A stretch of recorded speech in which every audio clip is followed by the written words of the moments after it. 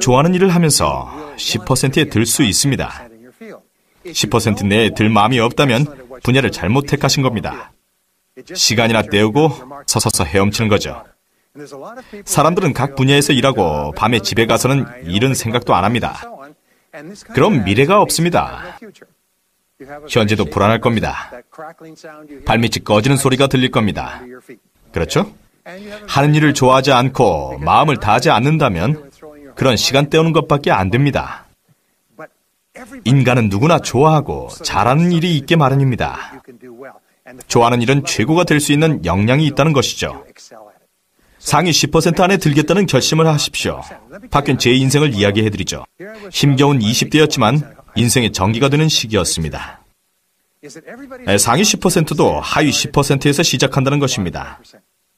지금은 잘해도 예전엔 못했고, 여러분 분야의 상위 10%에 있는 사람들도 한때는 문외한인 적이 있었습니다. 최고가 되기 위해 기꺼이 노력하고 희생한다면 상위 10%에 들 수 있습니다. 얼마나 오래 걸릴까요? 단기간에는 불가능하죠. 참을성을 길러야 합니다. 숙달 되는 데만 5 내지 7년이 걸립니다. 어떤 분들은 너무 길어요. 뭔가 대가를 받기도 전에 늙어버리겠어요. 7년 사이에 얼마나 늙어버릴까요? 중요합니다. 준비됐나요? 시간은 어쨌든 흘러갑니다. 시간은 흘러갑니다. 지금부터 5 내지 7년이 어쨌든 흐른다고요. 중요한 것은 상위 10%에 속할 것인지 아니면 나머지 80%에 속할 것인지입니다. 정말 좋은 것은 여러분보다 잘할 수 있는 사람이 없다는 것입니다. 누군가는 최고가 될 것이고 여러분도 여러분 분야에서 최고라는 거죠. 누구든지 하나같이 바닥부터 시작했다는 것을 알 수가 있습니다. 사람마다 걸리는 시간은 다릅니다. 일단 시작해서 꾸준히 하다 보면 목표는 이루어집니다. 원하는 모든 것이 이루어지죠. 또한 삶에 온갖 기쁨이 있습니다. 이거 정말 기분 좋은 일 아닙니까? 주위 사람들에게 존경받고 사랑받으며 원하는 대로 직업을 선택하고 모든 곳에 갈 수 있죠. 누릴 수 있는 많은 것들보다 더 중요한 것은 여러분이 최고라는 사실입니다. 다음으로 중요한 것은 자신만의 재능과 능력이죠. 사람은 태어나면서부터 자신만의 재능과 능력을 가지고 있습니다.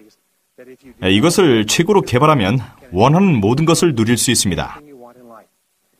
모든 이들은 유전적으로 탁월한 점을 가지고 있으며 좋아하는 것을 더 잘하고 만족하게 되어 있습니다. 피터 드러커는 물었습니다. 당신은 무엇을 잘합니까? 오늘은 뭘 잘하지? 뭘 잘해야 되지? 뭘 잘할 수 있지? 뭘 잘할 건데? 인생을 되돌아보면서 우리가 성공할 수 있도록 해준 것이 무엇인지, 과거에 성공할 수 있었던 이유는 무엇인지, 무엇이 최고의 결과를 가져다 줬는지 자문해 보십시오. 이미 말했듯이 성공은 자취를 남깁니다. 과거를 되돌아보면 미래의 지침을 찾을 수 있습니다. 3억 달러 복권에 당첨됐던 사람을 여러분들은 기억하십니까? 고등학교 물리교사였죠. 그 돈으로 무엇을 할 거냐는 질문에 일주일 쉬고 다시 일할 거라고 했습니다. 그 일을 너무 좋아해서 그만두고 싶지 않다고 말했죠. 자신에게 맞는 일을 하고 있는 사람이지 않습니까? 이제 좀 더 좋은 차를 타고 출근하겠죠. 다음으로 중요한 것은 자신이 회사의 주인이라고 생각하는 것입니다.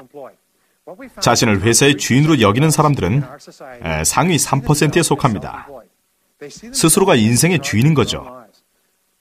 저는 젊은 시절에 일을 시작했습니다. 공사장에서 막일을 하고 방 하나짜리 아파트에 살면서 왕복 4시간씩 걸리면서 버스로 출퇴근하는 21세의 돈 없는 젊은이였죠. 그 시절이 아직도 생생하게 기억납니다. 하루는 한밤중에 정전이 됐었는데 주방 구석에 앉아 있다가 갑자기 내 인생은 내가 책임져야 한다는 생각이 들었었습니다. 그때가 바로 제 인생의 중요한 전환점이었죠. 뛰어난 사람은 책임감이 무척 강합니다. 자신이 회사의 주인이라 여기죠. 가끔 제가 회사 주인이 몇 분입니까 하면 손을 드는 분도 계시고 아닌 분도 계시죠. 이 질문의 정답은 무엇입니까? 정답은 모두가 회사 주인이라는 겁니다. 여러분의 최대 실수는 그 누구도 아닌 여러분 자신을 위해 일한다는 사실을 생각하지 않는 것입니다. 평생 월급이 보장된다고 하더라도 조직에서 가장 소중한 사람은 회사를 자신의 것처럼 여기는 사람입니다. 모든 일이 직접적인 영향을 미친다고 생각합니다. 그저 회사 일을 의무적으로 하는 사람들은 그래요, 회사에 다녀요. 집에선 일할 생각은 없어요. 라고 하죠. 누군가 이게 현명한 것이라고 말한 모양인데 실은 패자의 변밖에 더 되겠습니까? 승자는 회사를 생각하고 집에선 어떻게 하면 일을 더 잘할까를 생각합니다. 회사 일을 자신의 일로 여기는 것은 책임감이 강하기 때문입니다. 당연히 월급도 더 받고 교육의 기회도 더 많고 빨리 승진하며 결국 모든 조직과 업계에서 상위 3%에 속하게 되는 것입니다. 다음으로 중요한 것은 명확한 방향 감각의 개발입니다. 명확한 방향 감각을 개발한다는 것은 목표 지향적이 되어야 한다는 것입니다. 이는 성공한 사람들의 특징입니다. 볼 수 없는 관역은 맞출 수 없다는 말이 있습니다. 인생에서 무엇을 원하는지 알아야 합니다. 몇 년 전에 텍사스에 있는 헌트 오일사와 일했습니다. 이 회사는 자수성가한 억만장자 헌트가 설립했습니다. 전성기에 200개 회사를 소유했고 하루에 로열티 수입만 300만 달러입니다. 정말 대단한 사람입니다. 제 친구가 70년대 초반 그가 죽기 전에 인터뷰를 하면서 그만의 성공 비결을 물었더니 성공 비결은 두 가지라고 말했다더군요. 첫째는 원하는 무엇인지 확실히 정하는 것이며 그걸 적어놓고 계획을 세워 이루는 것이고 또 하나는 그걸 얻기 위해서 어떤 대가를 지불해야 할지를 정해놓고 지불하는 것이라고 했답니다. 뿌리고 거두는 것, 인과 법칙과 함께 중요한 것을 아셨습니다. 현재 여러분의 삶이 여러분이 뿌린 대가라는 것이죠. 뿌린 대로 거두는 것이니까 현재 거두는 것은 지금까지 뿌린 대가라는 겁니다. 거둔 것이 마음에 들지 않는다면 다른 걸 뿌려야 합니다. 제가 알아낸 것은 삶은 늘 장거리 경주이며 그래서 지불하면 대가가 따른다는 두 가지 사실입니다. 우선 여러분이 성공을 위해 연구하고 준비하고 열심히 일해야 하는 대가를 지불해야 한다는 것입니다. 두 번째는 대가를 미리 지불해야 한다는 겁니다. 그렇지 않으면 거둘 것이 없습니다. 뿌릴 것은 먼저 뿌려야 나중에 거둘 것이 있습니다. 그러니 대가가 무엇인지 알고 지불해야 바라는 대로 성공할 수 있습니다. 그걸 반드시 적어놓고 계획을 세우고 노력하십시오. 자, 이제 잠깐 연습해 볼까요? 우리가 함께한 이 시간은 집에 가져가서 해야 할 숙제입니다. 자, 이런 종이를 꺼내 10가지 목표를 쓰세요. 자, 향후 1년간 이루고 싶은 걸 쓰세요. 목표를 쓰고 맨 위에 날짜를 쓰시기 바랍니다. 이루고 싶은 10개의 목표를 쓰고 스스로 이런 질문을 해보십시오. 이 목표 중 한 가지를 하루 만에 이룰 수 있다면 어떤 목표가 당신 삶에 긍정적인 효과를 미치겠는가? 이건 자주 접하게 되는 참 좋은 질문인데요. 바로 이거야. 내 인생에 큰 영향을 미칠 거야. 돈일 수도 있고 건강일 수도 있습니다. 어떤 관계일 수도 있고요. 그게 무엇이든 간에 그 목표에 동그라미를 그리고 종이를 뒤집고 맨 위에 언제까지 이룰 건지를 적으시기 바랍니다. 이룰 수 있다고 생각되는 모든 것들을 목록에 적어보세요. 이걸 이루기 위해서 매일 무언가를 해보시기 바랍니다. 목표에 다가설 수 있게 만드는 것을 매일 하세요. 이런 목표 선정 연습을 매일 하고 매일 계획을 세우고 실천하면 상상 이상으로 삶이 달라집니다. 자신의 목표와 최우선 목표를 설정해놓고 매일 노력하시면 사람들은 점점 더 훌륭해진다고들 합니다. 자수성가하는 것은 쉽지 않습니다. 인생의 성공은 쉽지 않습니다. 하지만 일주일, 한 달, 1년 후에 되돌아보면 확실히 달라질 것이라는 말씀을 드릴 수 있습니다. 얼마 전에 있었던 한 세미나에서 한 분이 저에게 목표 설정 연습으로 10년 전에 제 인생이 바뀌었습니다. 빈털터리에 이혼까지 한 상태에 알코올 중독 환자였는데 선생님 세미나에 가게 됐었죠. 연습을 하고 목표를 고르고 인생이 바뀌었습니다.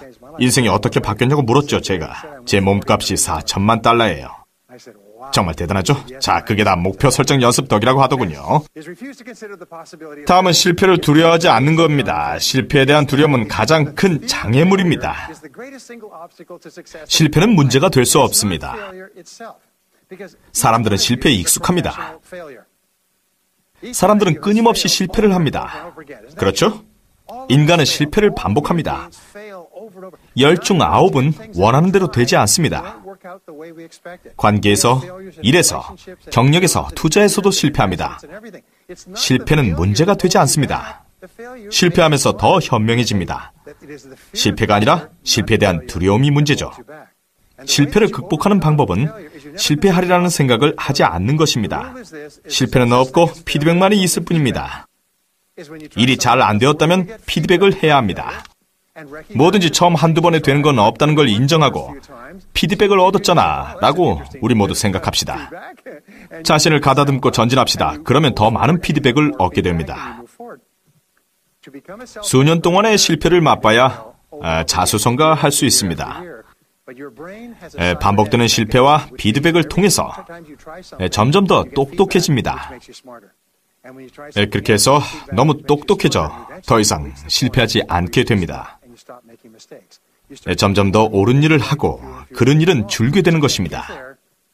실패의 경험 없이는 불가능한 일입니다. 헨리 포드는 실패는 더욱 똑똑해질 수 있는 기회라고 말했습니다. 자수성가하기 위한 한 가지 비법을 오늘 여러분들께 전수해 드리겠습니다. 자수성가한 사람들은 실패를 통해 더 나아지는 방법을 터득합니다. 놀랍게도 실패를 통해 항상 그 방법을 찾아냅니다. 두 번째, 이 사람들은 어려움이나 장애물, 그리고 일시적인 실패를 통해 늘 교훈을 얻는다는 것입니다. 실패는 어떤 역할을 할까요? 실패하면 울고 잃어버린 것을 생각하면서 남을 원망합니다.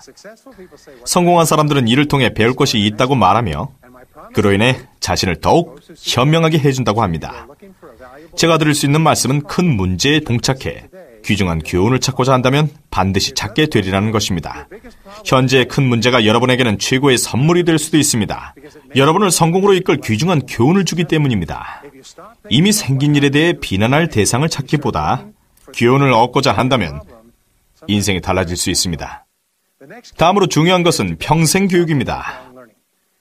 이제 여러분에게 필요한 것은 자기 개발과 전문화입니다. 피터 드러커가 얘기했듯이 21세기에는 지식과 기술이 정말 중요합니다. 21세기에 관련된 유일한 기술은 신지식을 배우는 능력입니다. 여러분이 알고 있는 모든 지식이 급속도로 쓸모 없어지니까요. 스티븐 코비는 현재의 지식은 2년 만에 절반이 될 거라 했습니다. 알고 있는 지식의 반 이상이 2년 안에 소용 없어진다는 얘기입니다. 지식과 기술을 업그레이드하고 새로이 배워야 합니다. 농구 코치인 펠랄리는 나아지지 않으면 나빠질 거라고 했습니다. 계속해서 배우지 않으면 뒤처지게 됩니다. 계속 배우기 위한 3가지 중요한 내용을 말씀드리겠습니다. 매일 30분에서 1시간 동안 자기 분야에 관한 글을 읽으세요. TV, 라디오를 끄고 신문을 접어놓고 자기 분야에 대한 글을 읽으세요. 가장 좋은 읽을 거리는 책입니다. 자기 분야에서 가장 성공한 사람의 베스트셀러를 읽으세요. 책에는 보다 높은 수준으로 이끌어줄 풍부한 지식이 있습니다. 이전보다 훨씬 좋은 결과를 얻을 수 있습니다. 하루에 30분에서 1시간은 책을 읽으세요. 수년 동안 수많은 사람들이 하루에 1시간 정도 책을 읽었고 1년 내 연봉이 2~3배가 되었습니다. 다음으로 할 일은 가능한 한 모든 강좌를 들으십시오. 자기 분야에서 들을 수 있는 모든 강좌와 세미나에 참석하고 전문가가 수년 동안 연구한 강좌를 들으십시오. 검증되고 검증된 강좌 말입니다. 강사는 수천 시간을 연구한 주제를 몇 시간 만에 이야기하는 것입니다. 그 강좌는 수천 명을 대상으로 검증한 것입니다. 이런 강좌는 여러분이 평생 또는 2~3년 동안 배워야 할 것을 2~3일 내에 배울 수 있게 해줍니다. 사람들은 여유가 없다고들 하지만 책을 살 수 없고 강의를 들을 만한 여유가 없는 것은 아닙니다. 몇 년 전에 성공한 치과의사 한 분을 알게 되었습니다. 제 친구가 소개한 이 치과의사는 53살에 은퇴를 했습니다. 그는 병원을 $200만 매각하고 은퇴했는데 은퇴하기 바로 전에 은퇴 이유를 말해주더군요. 8년 전 참석했던 치과의사회의 이후에 일어난 일이었습니다. 그는 캘리포니아 출신으로 국제치과의사회의에 참석하기 위해 홍콩까지 방문했습니다. 많은 전문가들이 강의를 진행했는데 총회의 일환으로 진행된 이 강의는 잘 알려지지 않은 특별한 성형수술에 관한 것으로 환자의 앞턱뼈 전체를 근본적으로 교정하는 시술이었습니다.